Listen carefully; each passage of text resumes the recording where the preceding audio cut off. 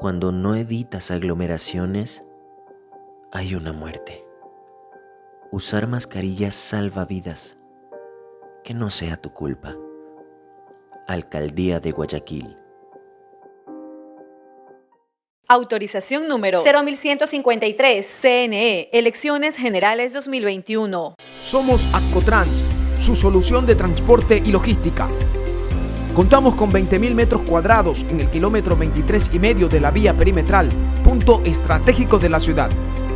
Tenemos una flota propia de más de 60 cabezales, 70 chasis, 25 generadores y todos los equipos necesarios para almacenaje, consolidación y desconsolidación de contenedores. Certificados por BASC, desarrollamos software propios a la medida de cada cliente. Accotrans, Grupo Citycol, One Step Ahead.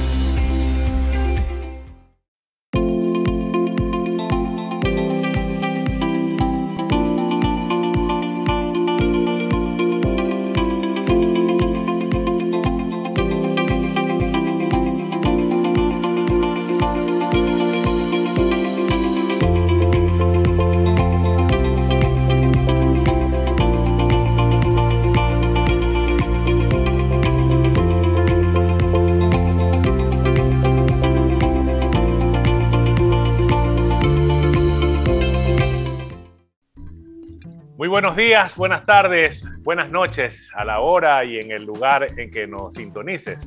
Bienvenidos a un nuevo programa de La Verdad y la Plena.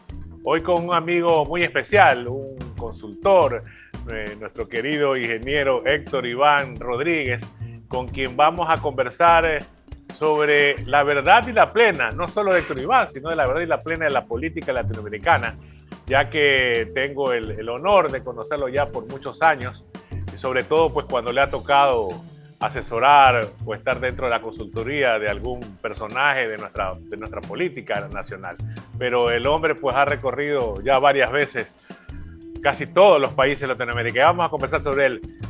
Bienvenido, Héctor Iván Rodríguez, ¿cómo estás? Hola, ¿cómo te va, Beto? Bueno, un gusto volver a verte. Siempre tuve un muy lindo recuerdo de las veces que estuve por ahí, por tu país. Así que bueno, agradecido por la invitación y como te digo, un gusto estar conversando contigo esta vez. Héctor Iván, ¿cómo así un ingeniero, ¿no? Y justamente en ingeniería industrial, hoy por hoy ya tiene 30 años de experiencia dentro de lo que es el marketing político? Bueno, la verdad que es una pregunta interesante que me la hicieron más de una vez. Y yo te contaría de manera breve, primero, que muy poca gente sabe qué hace un ingeniero industrial. De hecho, yo también soy docente en la Facultad de Ingeniería de la Universidad Nacional acá en Salta, en Argentina.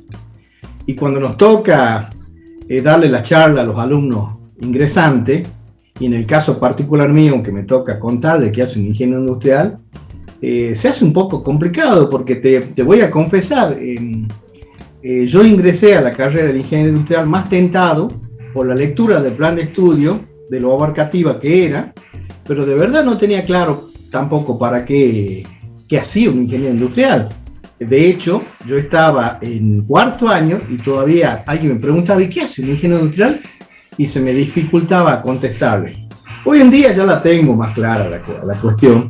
Y te diría que un ingeniero industrial es un profesional que tiene un conocimiento amplio, tiene un conocimiento muy abarcativo de casi todas las ingenierías, de la comunicación también y de la parte administrativa y con una formación fuertemente económica, lo cual le hace tener una visión global. A modo de ejemplificarlo, vendría a ser como cuando en la medicina hablas del médico clínico y hablas del especialista. En general, las otras ingenierías suelen ser los especialistas, y el médico clínico vendría a ser el ingeniero industrial que ve todo. Pero ¿cómo nace, Iván, esa relación ya directa con la política?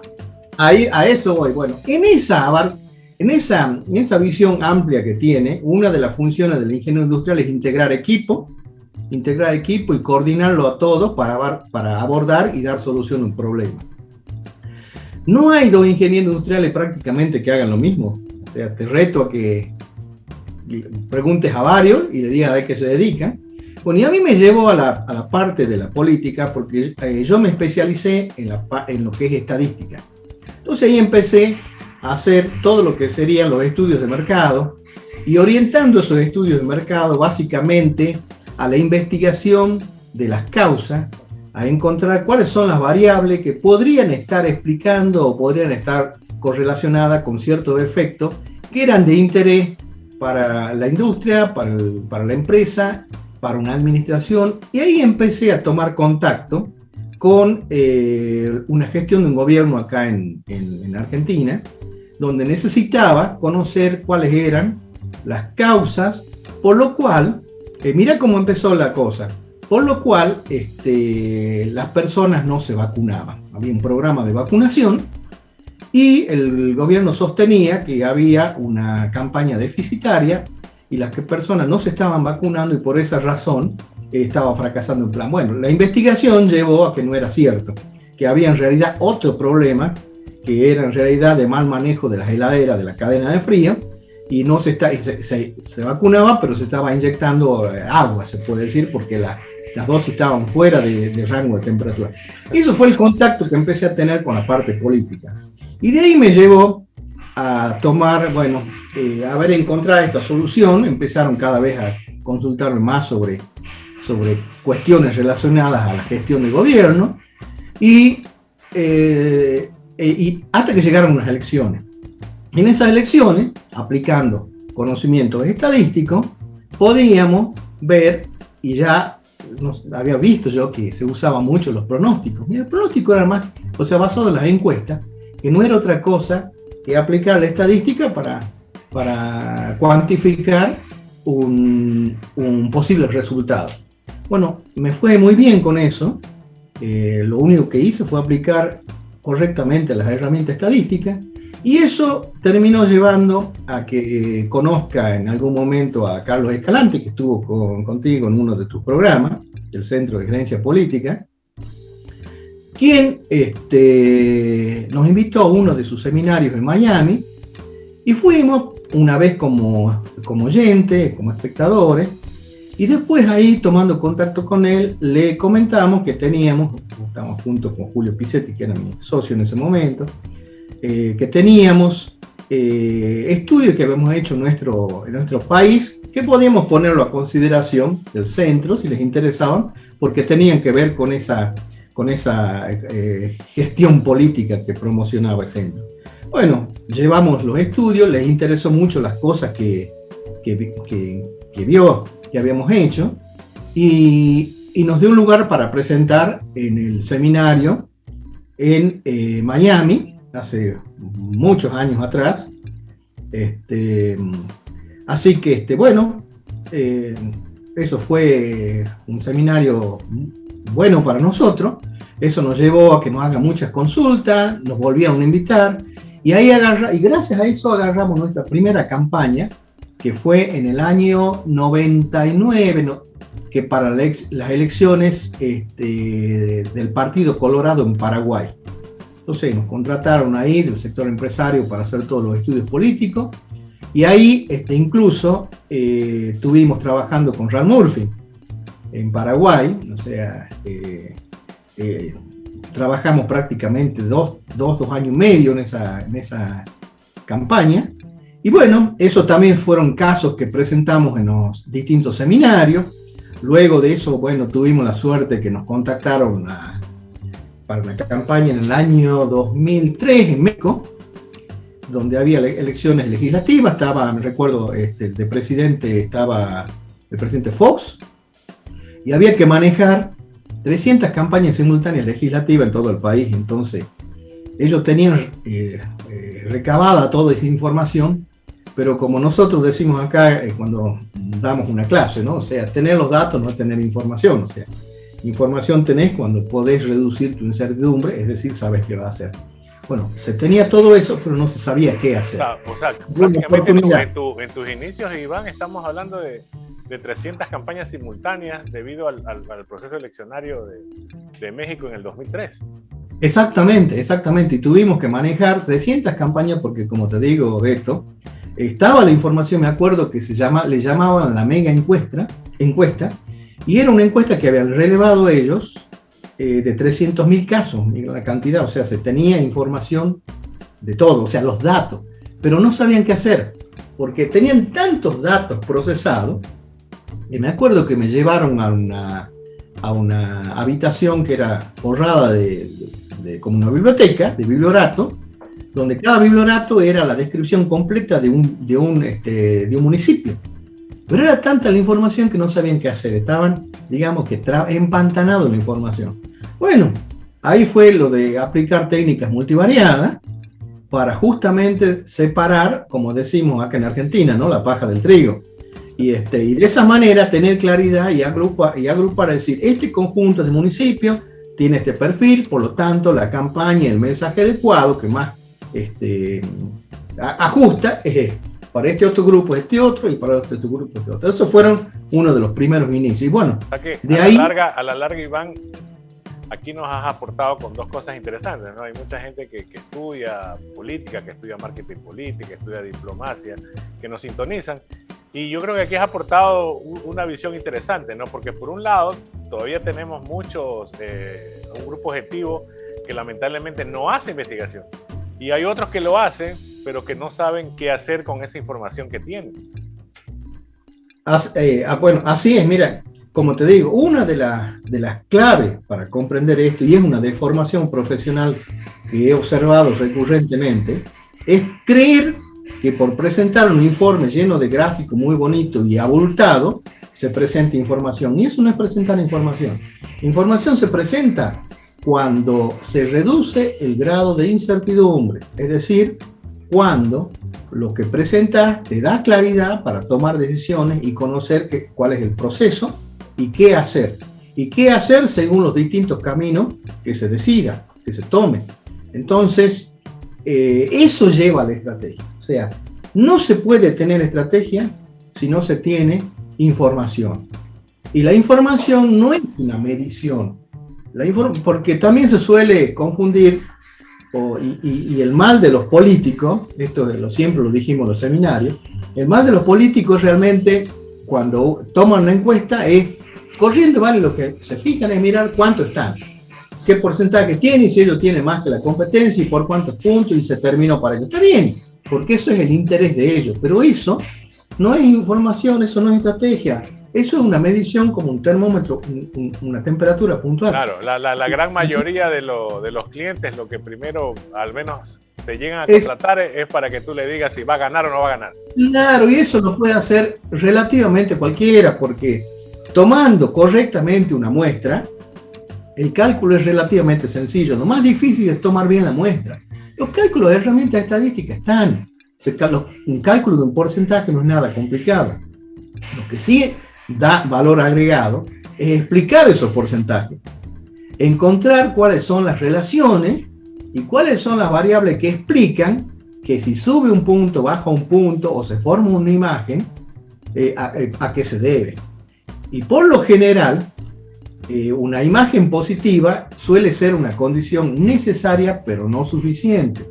Es decir, si tenés imagen positiva, tenés, digamos, unos buenos puntos para ganar una elección, para tener intención de voto. Si tenés imagen negativa, bueno, tenés la cosa en contra, pero eso no quiere decir que porque tengas imagen negativa puedes perder una elección. Y eso se llama encontrar la motivación de voto. Hay veces, y me ha tocado ver, distintos candidatos que con imagen negativa terminan ganando una elección. Uno de los casos más conocidos, bueno, hablando de acá de Argentina donde estoy, fue lo que nos ocurrió a nosotros con la segunda reelección de Menem. Menem fue un presidente que fue el que instauró acá la convertibilidad en Argentina, donde un peso argentino era equivalente a $1. Por lo tanto, todo su gobierno, la gente tomó crédito. Y cuando terminó su gestión en el primer gobierno, la gente estaba endeudada, pero estaba endeudada en dólares, porque un peso era $1. Entonces, la gente tenía una imagen muy negativa ya de Menem, pero lo votó, y eso se llamó el voto REM, porque temía que si Menem salía, termine la convertibilidad y entren ellos a tener una deuda en dólares, que no la iban a poder pagar. Entonces, con mucho temor y miedo, votaron, y esa fue la motivación del voto. Fue una motivación donde se votó y ganó el candidato con imagen negativa, fue una de las razones. Otro también caso fue la imagen negativa que tenía también, que había un candidato en Paraguay, y la gente quería votarlo porque decía, bueno, la persona esta no es santo de mi devoción, como se dice, pero es el único que tiene una mano dura necesaria en este momento, y eso es lo que vamos a votar. Claro, Iván, y también ocurre, por ejemplo, en elecciones donde se gana por simple mayoría, no la mitad más uno, ¿no? Donde obviamente a veces acá hemos tenido elecciones en ciertos cantones de nuestro Ecuador, donde a lo mejor la imagen negativa es más fuerte que lo positivo, pero como hay tantos candidatos ahora, ¿no? Por ejemplo, a nivel presidencial tuvimos 17 candidatos en esta última elección, 16, perdón. Y claro, para alcaldes también ocurre lo mismo. A veces tenemos 11, 12, 14 candidatos para una dignidad, y solo con el 20% puede ser alcalde de una ciudad acá en el Ecuador. Exactamente, ahí se diluye tanto el voto que termina realmente ganando cualquiera. O sea, ahí el pronóstico se hace más complicado. Al tener un voto, es lo que está pasando en Perú también.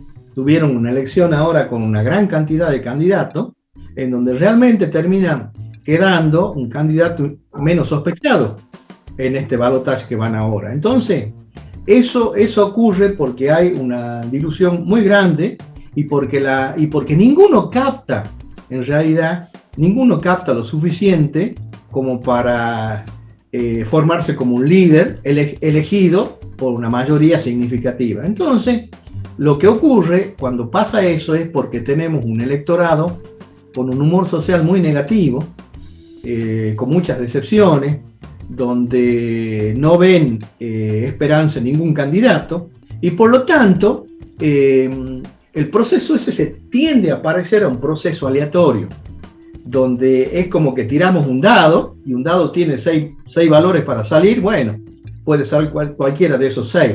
Bueno, termina pareciéndose a ese tipo de proceso cuando el electorado no está en sintonía con alguno de los candidatos y no hay una preferencia. Entonces, un pronóstico en esas condiciones es bastante complicado, y lo que hay que investigar ahí, más que nada, son esas causas. ¿Qué está pasando? ¿Dónde están los huecos? ¿Qué pasa con la oferta política? Porque, Beto, recordemos un detalle. ¿Cuál es la diferencia, digamos, central entre el marketing político y el marketing comercial? Recordemos que el marketing político es una disciplina relativamente nueva. De hecho, no está todavía formalmente instaurada en las universidades. Surge a través de diplomados, alguna que otra cursos de capacitación. Ya está en la carrera de licenciatura en ciencias políticas, pero la consultoría política, así como está, no está formalmente, porque es una disciplina nueva, y es un desprendimiento del marketing comercial. El marketing comercial aplicado a política, pero tiene una diferencia significativa que lo hacen realmente distinto. Uno puede aplicar las técnicas, pero ¿dónde está la diferencia? En el marketing comercial, el cliente, por decirlo de alguna persona, el individuo, quiere adquirir el producto. Y es un producto que va a satisfacer su necesidad y deseo, y elige entre los de la competencia cuál, pero es un producto deseado. En el marketing político, el candidato es un producto no deseado. Nadie quiere la política. De hecho, Beto, en tus investigaciones, porque yo sé que vos haces unos focus group compartí unos focus que hiciste muy buenos y tenés claridad que la palabra política realmente es una palabra no agradable para el gran grueso de la población, te diría mínimamente latinoamericana, por no extenderme más, pero es por donde yo trabajé todo. En ningún caso hay una buena concepción de la política. De hecho, una persona que tiene buena imagen, que es honesto, empieza a incurrir en la política y prontamente ya se le cayó su atributo de honestidad. Entonces, previamente se puede opinar, esta es una persona me parece honesta. Después de haber estado un año en política, por lo menos, y ser conocido como político, el atributo de honestidad se le cae. Por esa razón, porque la política está devaluada en nuestra sociedad. Entonces es un producto que nadie quiere. Y eso, pero tiene que comprar. O sea, ¿cómo se compra? Votando. Ese es el equivalente a la compra. O sea, cuando voy y voto por un candidato. Bueno, entonces esa es la diferencia significativa que marca un día y una noche entre lo que es el marketing comercial y el marketing político. Interesante y muchas gracias por esa aclaración, ¿no? Porque prácticamente, como dices tú, estudiar una carrera de ingeniería en marketing político, cosas por el estilo, es producto de muchos años. Muchos años como los que tiene Datamática. Datamática en Argentina y en varios países de Latinoamérica tiene ya un posicionamiento tal vez producto de los años de trayectoria. ¿Qué es Datamática para Héctor Iván Rodríguez? Bueno, fue digamos, nuestros inicios, nuestra firma inicial, donde, bueno, yo fui socio con Julio Pisetti y formamos Datamática por aquellos años, o sea, cuando te conté que empezamos con nuestros primeros trabajos acá en Argentina, nuestros primeros estudios, y de repente teníamos que formar una firma. Bueno, me acuerdo que incluso no teníamos un nombre porque estábamos estudiando base de datos, porque era necesario formar una base de datos para con esa base de datos luego poder realizar y aplicarle cálculos y hacer la investigación y ver qué pasa. Entonces, lo que tenía que ver con datos era, de ahí viene data, data. Y como nosotros estábamos fuertemente orientados a la programación, porque iniciamos programando, eso nos ayudó mucho en el razonamiento lógico, que después aplicamos, que se aplica en todo, te diría. De ahí salió el Datamática, una cosa así, y después quedó. Así que,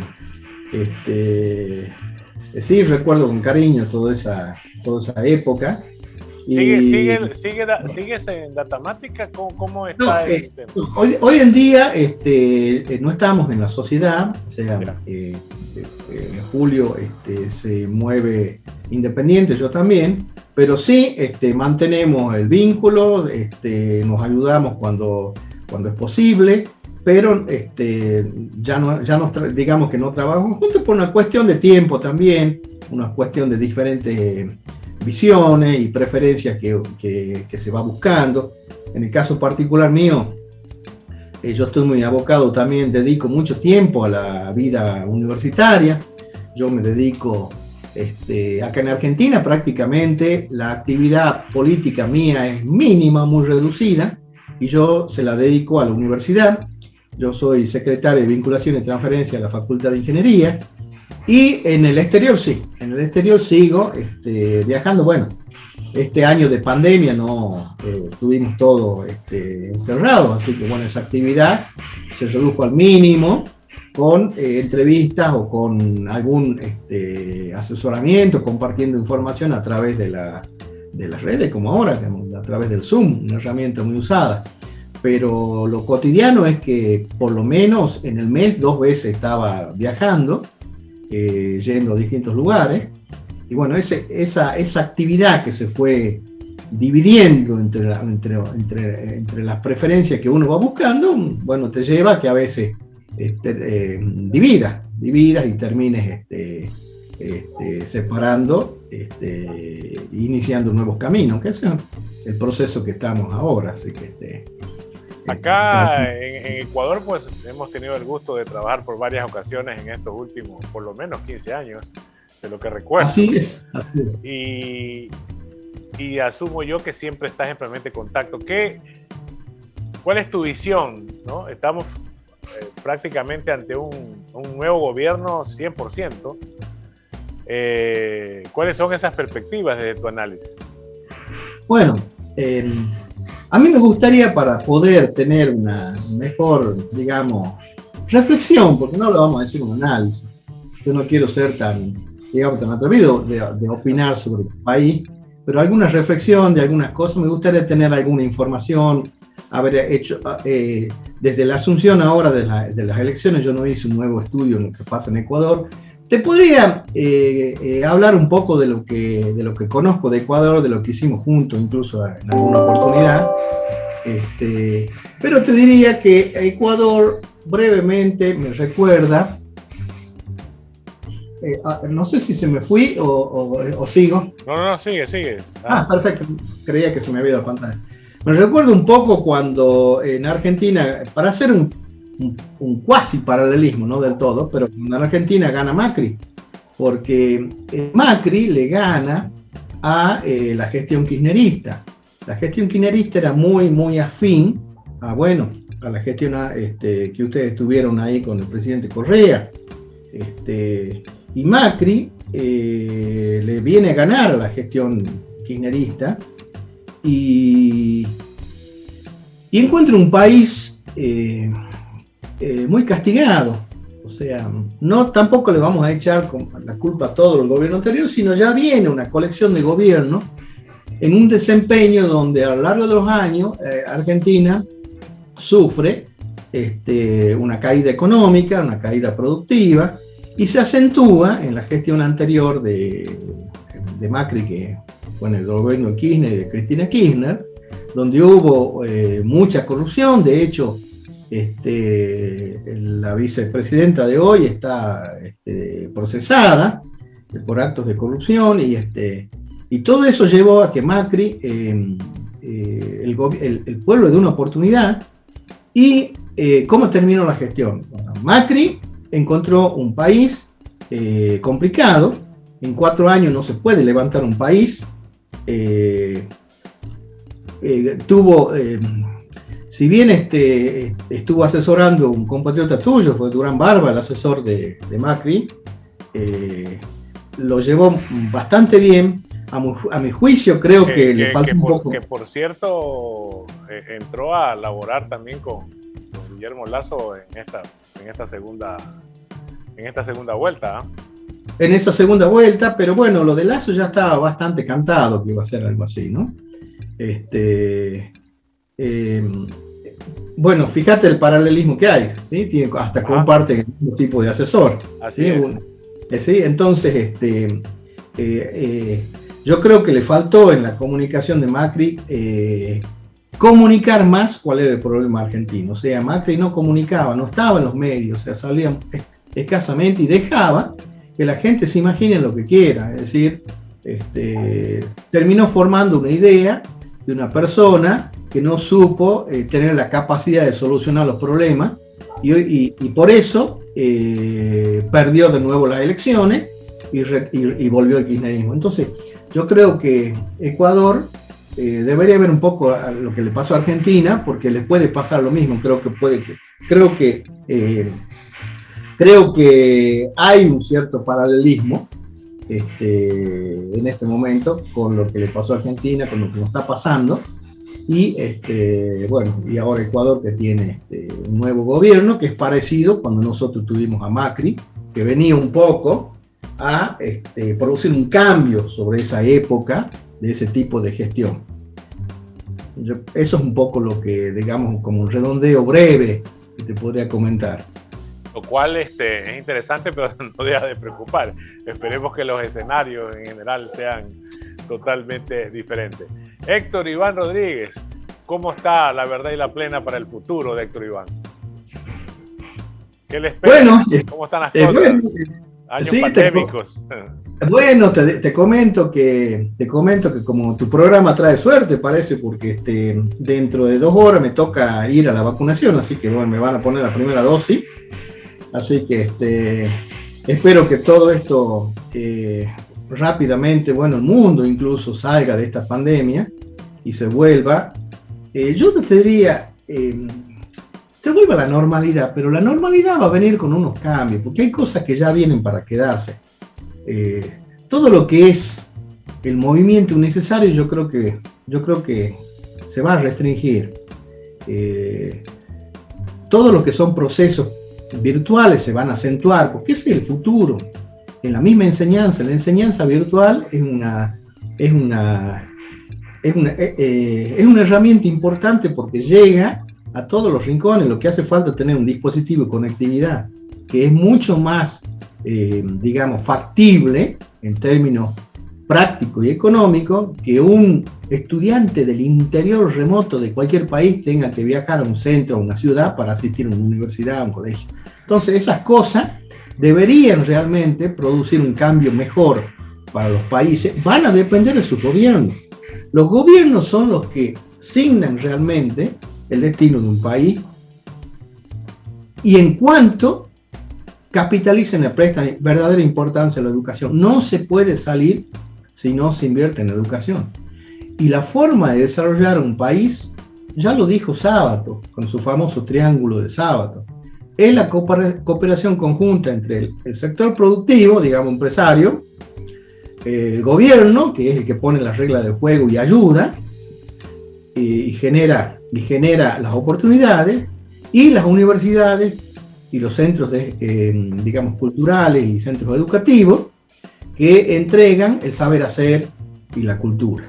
Entonces, si esas 3 fuerzas operan por separado, bueno, pues esa región, ese país, no te digo que está condenado, pero sí por lo menos va a estar muy retrasado, y sus oportunidades de progreso se van a ver diezmadas o desaceleradas, lentas, como quieras llamarlo. Un país que funciona de esta otra forma, bueno, tiene un futuro mejor, ¿no? Un futuro mejor y aprovecha las oportunidades. Esas son las cosas que una ciudadanía no la ve, y por lo tanto no las demanda, o sea, no las solicita. Y un gobierno sí las tiene que ver. Lo que pasa es que cuando los gobiernos, y no estoy acusando a nadie en particular, no gestionan por el bien común, sino por lo que se le llama populismo, en el sentido de entender un populismo como gestión en base al voto, es decir, cuando la preocupación del que asume en una gestión de gobierno pone como prioridad ganar voto, ganar una reelección, o sea, el voto, entonces hace cualquier cosa por un voto. Y a veces, y eso no es así. El voto tiene que ser una consecuencia, no una prioridad. Bueno, eso es parte de las cosas que nosotros en Latinoamérica tenemos que corregir. Muchas gracias. Hemos estado pues con el ingeniero y licenciado Héctor Iván Rodríguez. Síganlo pues en sus redes sociales. Yo estoy sorprendido del impresionante currículum, Héctor Iván, a pesar de los años. Esta entrevista me ha permitido leer mucho, sobre todo tus avances técnicos, educativos. Muchísimas gracias por haber participado pues de La Verdad y la Plena, y nos estaremos viendo en un próximo programa. Muchas gracias. Con mucho gusto, y para mí ha sido un verdadero placer y un gusto conversar contigo, Beto. Un saludo a tu audiencia, un gran saludo a Ecuador. Acá tengo la banderita. Así te veo, gracias. Así que es un país que siempre quise mucho también. Desde Salta, Argentina. Y éxito con la vacuna. Muchas gracias. Chao. Chao, chao.